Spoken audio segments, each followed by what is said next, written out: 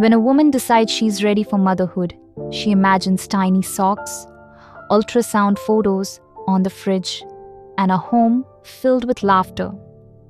What many don't imagine is the spreadsheet, the silent calculations, the "can we afford this" conversations at night, the savings goals that make everything feel real. Today, we're talking about a topic very few families discuss openly. How much money should you save before pregnancy? Not to scare you, but to help you prepare, so motherhood feels like a warm, safe transition, not a financial storm.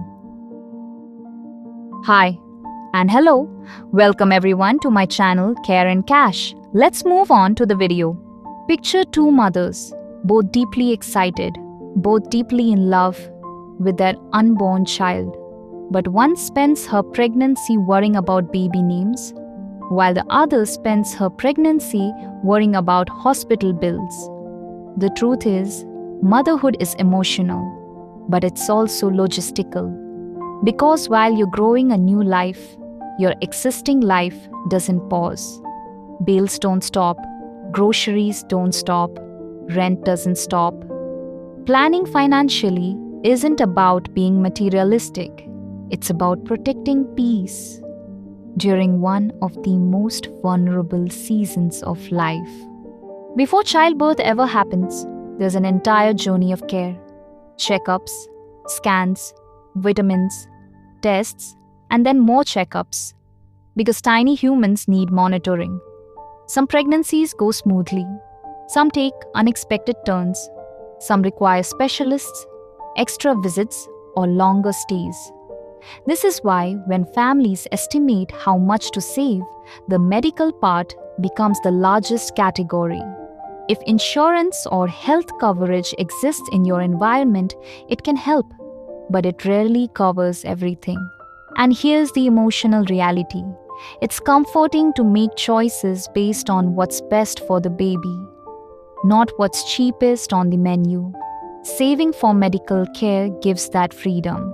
The part almost no one warns you about is the income gap. Pregnancy doesn't just add expenses, it can temporarily remove income.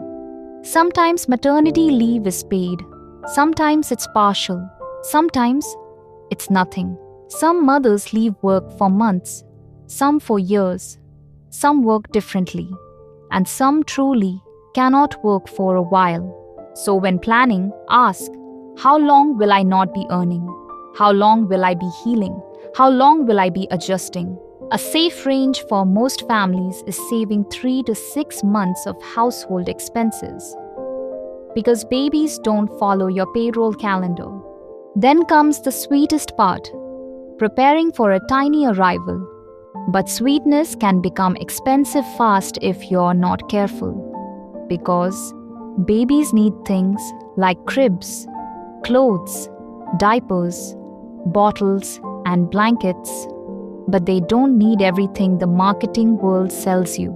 New parents often overspend out of anxiety.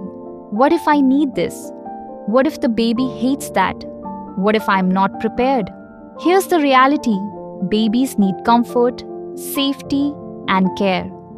Not 50 gadgets and 12 kinds of swaddles. Minimalism actually works beautifully for newborns, and hand-me-downs are love, not shame. Pregnancy is unpredictable in the most human way. Jobs can change, complications can happen, plans can shift overnight. That's where the emergency fund comes in. It's not for baby clothes, it's not for toys, it's for stability when life decides to test you. 3 to 6 months of expenses gives breathing room during the unexpected. And in motherhood, the unexpected is normal. And finally, the future.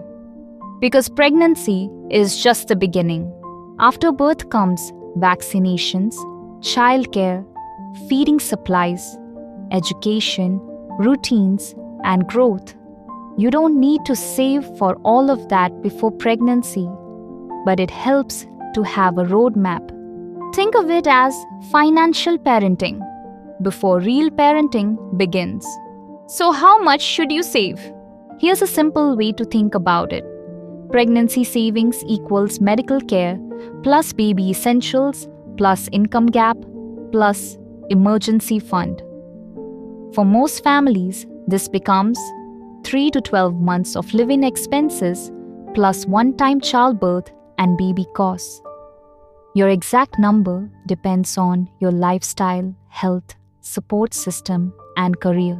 There is no universal number, only a personal one. Money doesn't define motherhood, but preparedness protects it. When a mother isn't drowning in bills, she gets to be present. She gets to heal. She gets to bond. She gets to enjoy the tiny socks and the ultrasound photos without fear. Saving for pregnancy is not about being wealthy. It's about feeling safe. And every child deserves to enter a home that feels safe. If this video helped you view pregnancy planning differently, make sure to like, share, and subscribe. And remember, babies don't need perfection, they just need preparation, love, and a soft place to land.